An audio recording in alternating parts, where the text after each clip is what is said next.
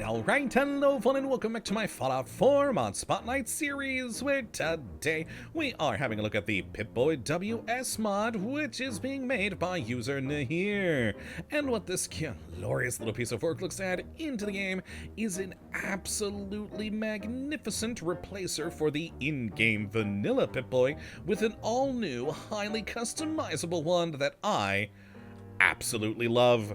This thing is just so awesome looking. I love everything about it. So let's start by just going over a few things with this particular Pip-Boy, beginning with the styling.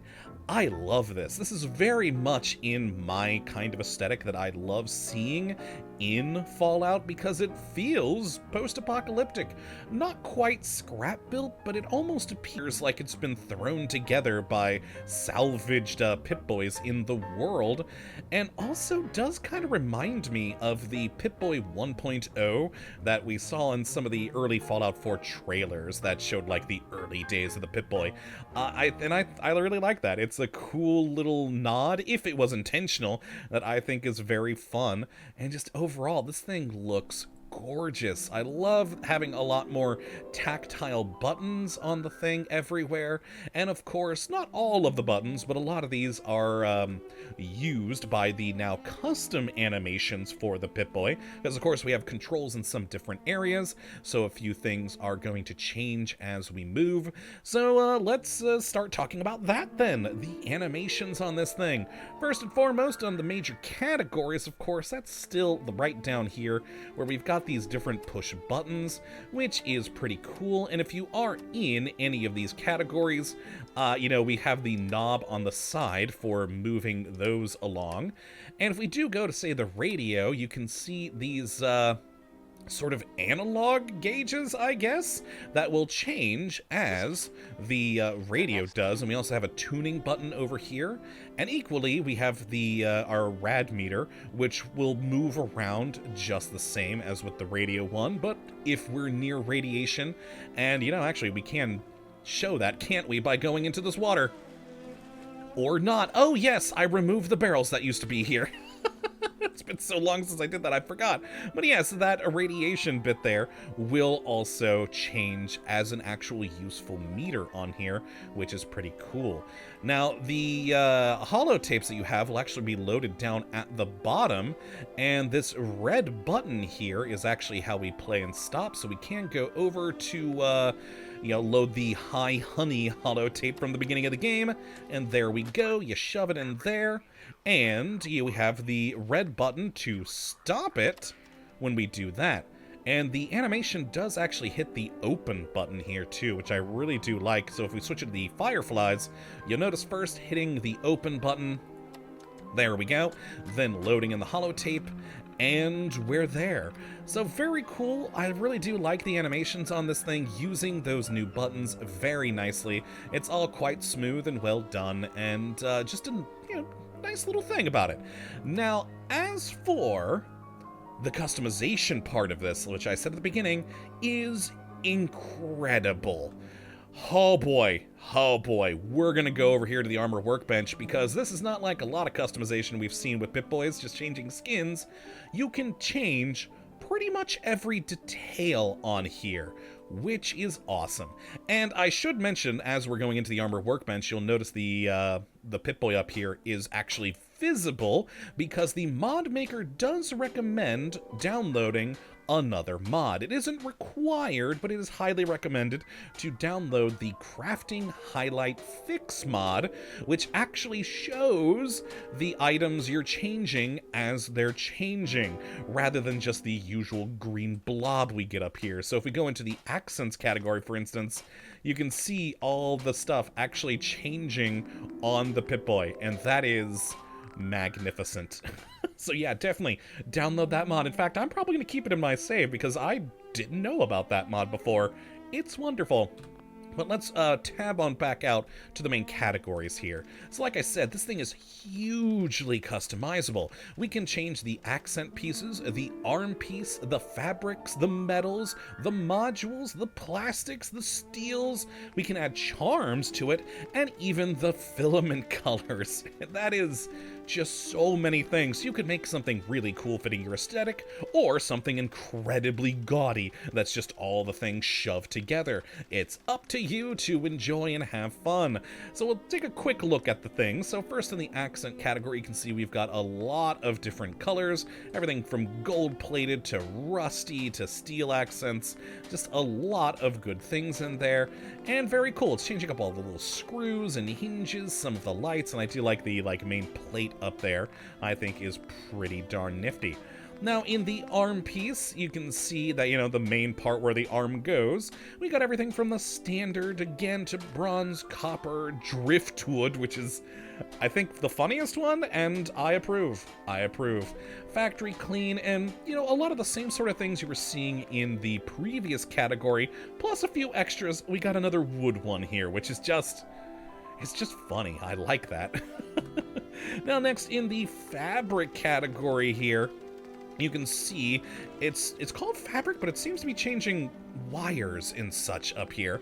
But we've got, again, just a lot of different color options. Not as many as the other two categories, but some good ones there. Oh, I guess that bit up there is kind of like wrapped around plastic going along.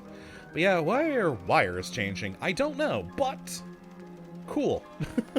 Next in the metals category, this one's very visible, of course, as it's, around the main screen. And again, just a lot of good, fun options, including blue-stained wood substitute, driftwood substitute. It's just great. You have a lot of great and weird little things. Again, the wood ones are my favorite. Just making a near fully... let me try this again with a sentence that actually functions. A near fully wooden Pip-Boy. Why was that sentence so hard to say? I don't know, but yes, it's just fun. Now, next in the modules, you can see it's a large part of the bulk of the entire Pip-Boy. And again, just a lot of good color options between metals, woods, etc. Very, very fun there. Love the wood. I really do love the wood. And then in the plastics, once more, just a lot of good color options. This is mainly all the buttons and the selection wheel. And though it's plastics, we still got those wood substitutes. And then in the steels on this thing, again, it's similar to the accent pieces, but, it's like the grill over the speaker and stuff of that variety. And once more, just a lot of fun, different options. The charm, I think, is my personal favorite because we actually do add in, right there on the Pip-Boy, a fun little charm element, where we've got either nothing, which is the default, a blank, Brotherhood of Steel, Enclave, Gunner, Institute, Minutemen, Nuka-Cola Black or Nuka-Cola Red, Railroad, Riley's Ranger Black and Green, and a Vault Boy emblem. I'll just go ahead and add that one. And yeah, it's just a neat little element. And finally, we have the filament colors, which, once more, is just, a lot of fun little options on there. And it's really only changing, the filaments inside those vacuum tubes right down there. But still, a nice little thing that can be changed. Which by default seems to actually have nothing. I hadn't noticed that before. Let's make them pink just cuz. There we are. And yeah, it's just great. You can just add so much customization to your Pip-Boy and can make it as fitting of your aesthetic or as gaudy and strange as you'd like, or what I'm doing right now and turning my Pip-Boy into some weird wooden monstrosity. I love it. It honestly kind of looks a bit more copperish to me now that I'm putting on all these things. Oh no, we can't rubberize, or we can't make wooden fabric. That makes sense. That makes sense that the fabric can't be wood. But there we go. Wooden arm piece, magnificent. And the accents, those can't be wood. Let's go with rusty then. Wonderful. Look at this god-awful creation I have made and bask in its glory. The charm is great because it actually does, move around a little bit. It's not static. And just... just seeing what you can do with this Pip-Boy mod is magnificent. I really, really do enjoy it, and it will actually show up. I don't know, actually, I don't need to do TFC 1 now, do I? I can just do this. It does show up with all the modifications and everything in the world, so you don't gotta worry about some, you know, oddity of still having the old Pip-Boy there. It is your Pip-Boy. It is there. It can be once more as nice, gaudy, or strange as you want to make it, and it's just enjoyable. Now, one more thing before we do leave, just a bit about the download options on this thing.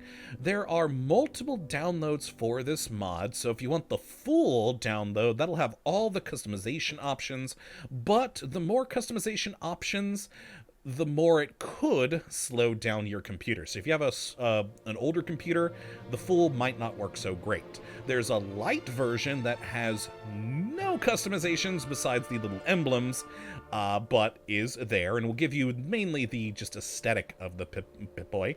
There is also apparently, I don't have an Xbox, but apparently there's an Xbox version, and one to replace specifically if you've already downloaded something like the Pip-Boy 2000 mod. Well, not something like, exactly that, the Pip-Boy 2000 mod.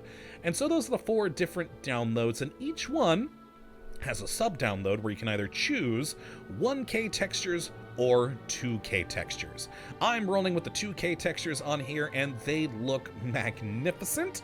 The 1Ks aren't too bad either, but yeah, so long as your computer is halfway decent, you should be able to run the full at 2K. I mean, my computer is a little bit old, and I'm fine with the full 2K download. And yeah, it's just a fun mod to play with.